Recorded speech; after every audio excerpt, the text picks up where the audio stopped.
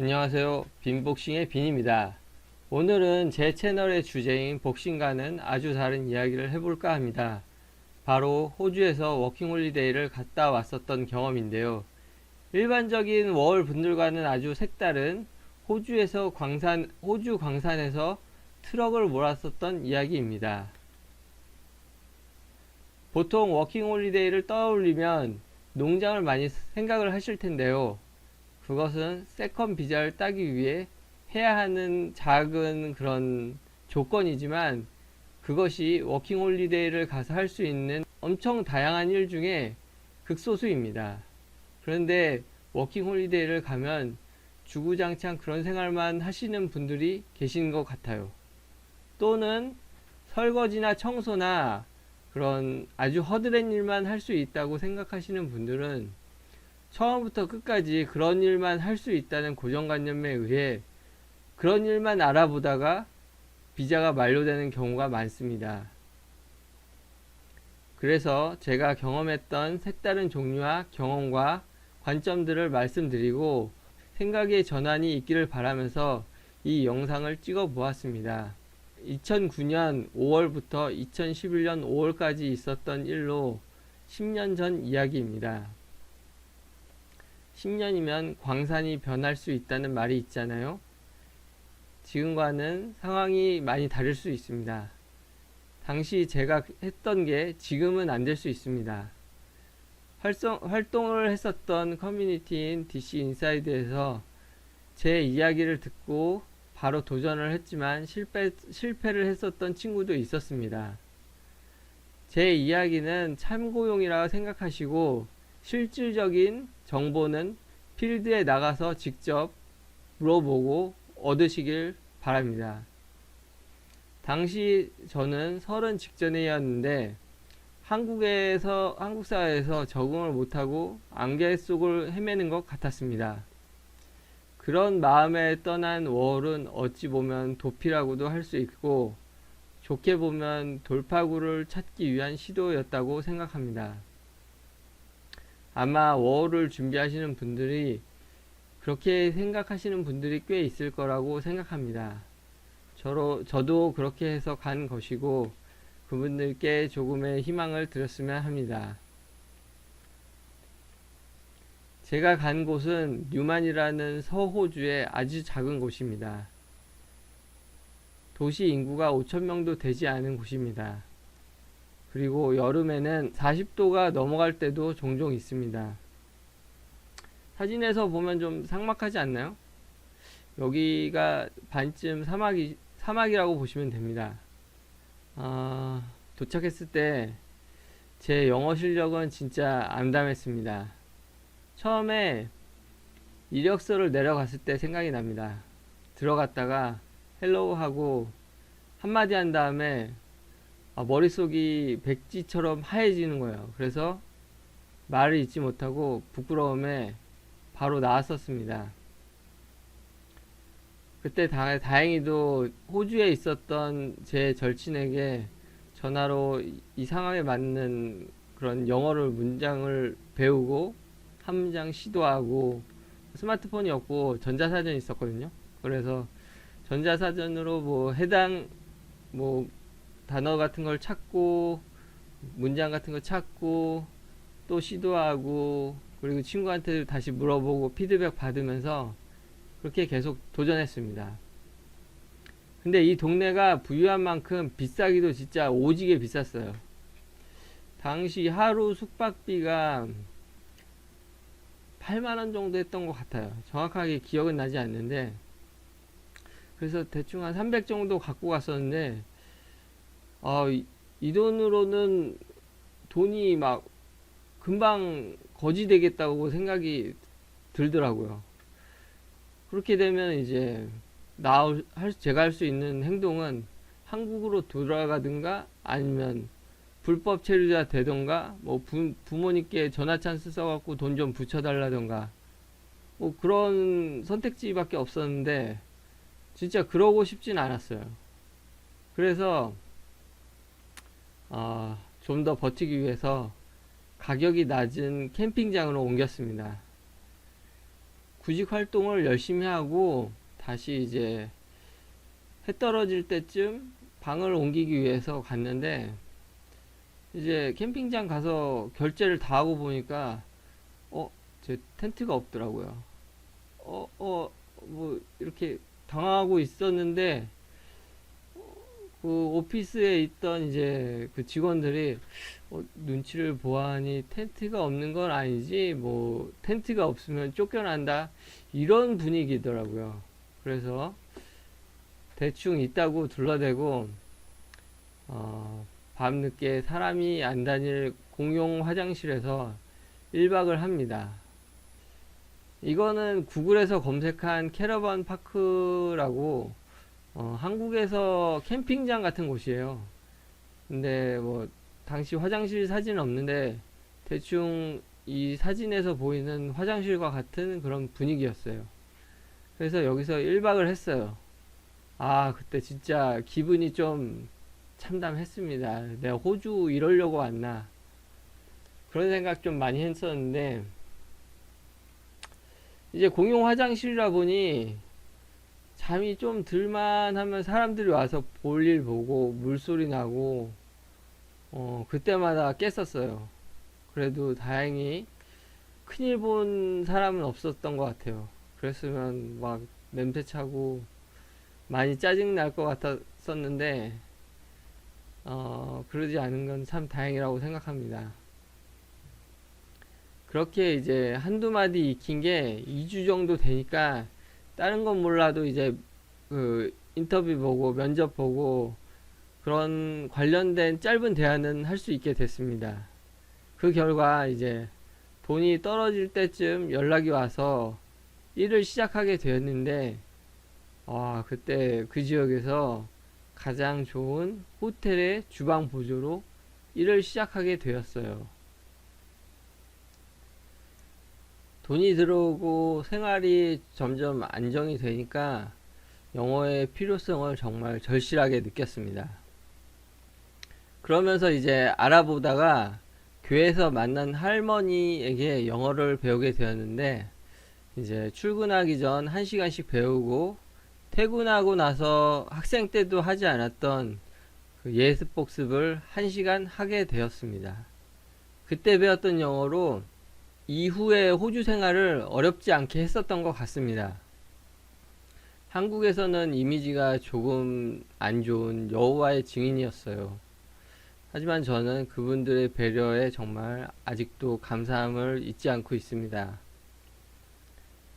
호주 워킹홀리데이의 비자상 규칙이 한 직장에서 6개월까지만 일을 해야 한다는 조건이 있습니다. 그래서 6개월이 지나면 이직을 해야 되는데 당시 다음 직장을 찾지를 못했어요.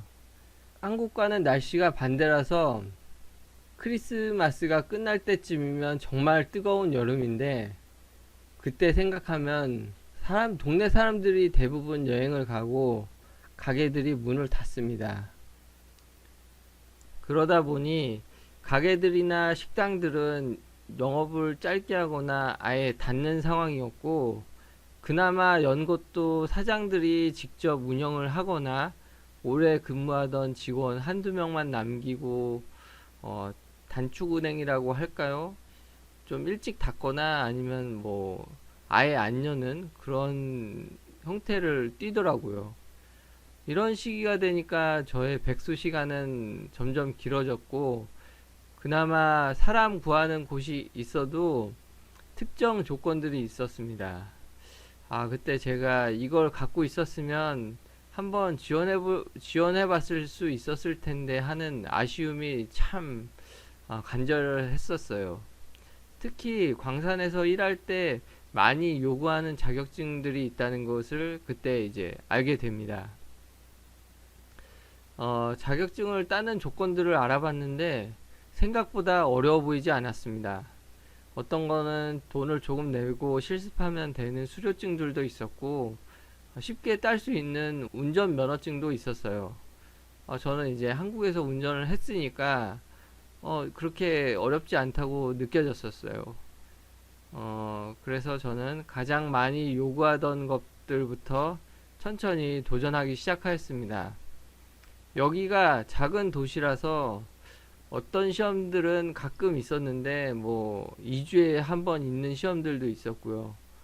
메모해 놓고 기다리면서 하나하나씩 따기 시작합니다.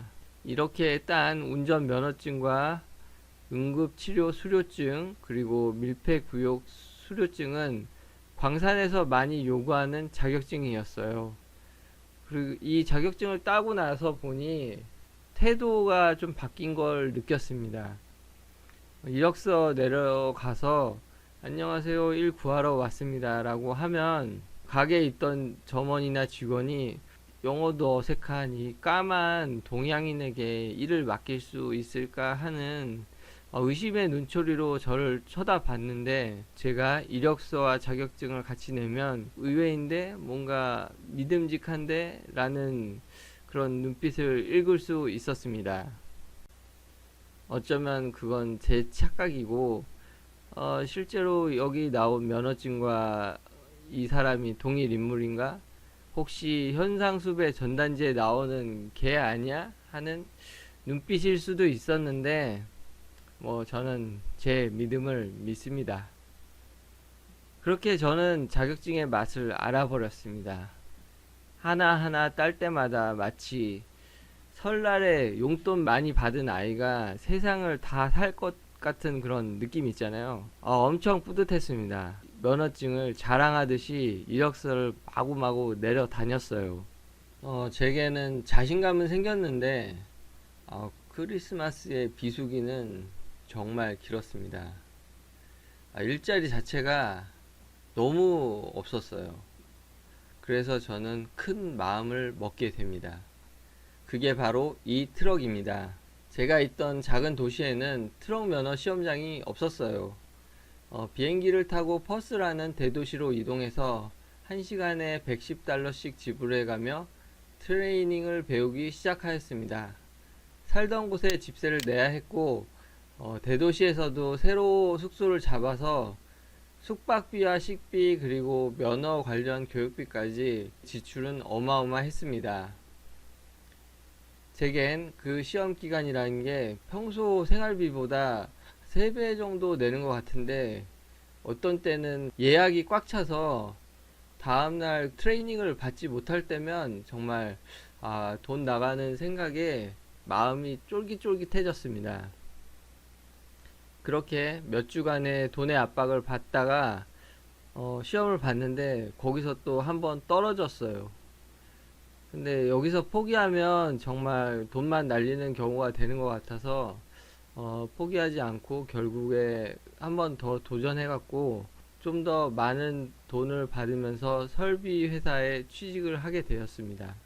설비 회사에서 제가 했던 일은 정원 관리를 하였습니다. 신기하게 어떤 집 뒷뜰에는 레몬나무도 있고 망고나무도 있는 정원이 있었습니다.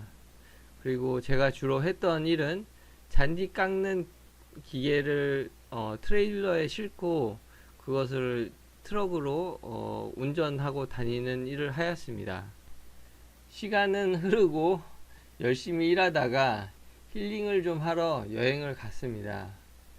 제가 있던 곳에서 거기까지는 편도 1000km였는데 부름이라고 유명한 관광지였어요. 당시 제가 오래된 차를 몰고 있었는데 오는 길에 차가 퍼져서 고속도로에서 히치하이킹을 하게 됩니다. 당시에 저를 픽업해준 트럭이 한국에서는 추레라라고 하는, 호주에서는 그 로드 트레인이라고 불리는 트럭이었습니다. 그때 트럭을 탔는데 뒤에 탔지만 사람 키보다 더 높은 곳에서 앉아서 운전하는 그 기분은 굉장히 웅장하고 짜릿했습니다. 사진에서 보이는 이런 형태의 트럭이었는데 사람들은 휴가에서 돌아오면 휴가 후유증에 걸리잖아요. 자격증을 또 딸 생각에 자격증병에 걸려서 왔습니다. 돌아오자마자 그 자격증 따는 법을 알아보기 시작합니다.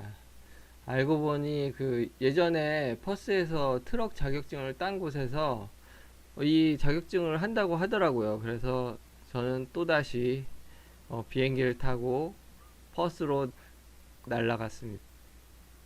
트럭은 훨씬 커지고 그에 따라 난이도도 올라가고 비용도 올라가고 기간도 길어졌고 그랬지만 이번에도 또 한 번 떨어졌지만 결국에 땄습니다.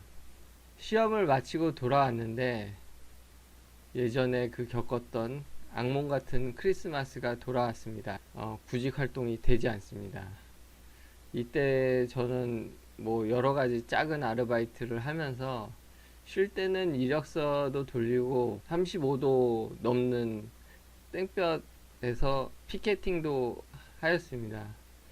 이때 피켓팅 해보니까 덥긴 하지만 사람들이 가장 많이 다니는 점심시간에 하는 게 효과가 좋다는 것을 알게 되었습니다. 이렇게 해서 결국 트럭 회사에 취업하였습니다. 그건 정말 힘들었고 뿌듯했습니다. 이 사진은 트럭 회사에 테스트를 받고 거기서 보스한테 찍어달라고 부탁해서 그때 보스가 찍어줬던 사진입니다. 이것은 제가 2011년 2월 3일부터 5월 21일까지 일했던 급여입니다. 35,000불에서 4 빠지네요. 지금은 호주 환율이 대충 800대 1이지만 당시 한 1000대 1 정도로 계산하면 3,500만원 정도 받았습니다. 그 당시 3달 동안 냈던 세금만 한 100만원 정도 되고요. 마지막으로 이게 제 면허증에 있었던 사진들입니다. 시간 순서대로 나열하였는데 뭐 이게 적응한 건지 고생을 한 건지 많이 변화해 감을 볼 수 있습니다. 그럼 긴 영상 봐주셔서 대단히 감사합니다.